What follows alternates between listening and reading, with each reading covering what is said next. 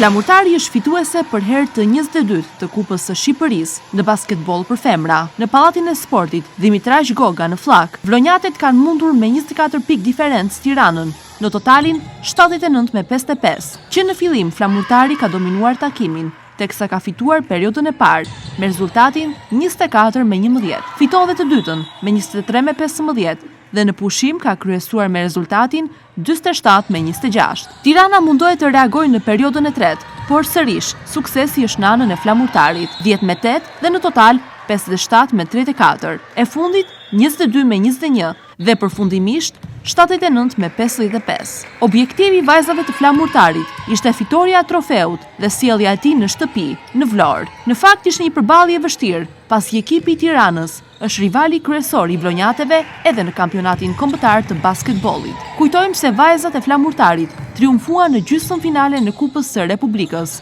duke mposhtur ekipin e Vllaznisë me rezultatin 90-42. Ekipi kaloi menjëherë në finalen e madhe për trofeun e Republikës, ku likuidoi edhe rivalin direkt, Tiranën, dhe duke sjellë në Vlorë trofeun e parë për vitin kalendarik 2026 dhe të dytin për sezonin basketbollistik.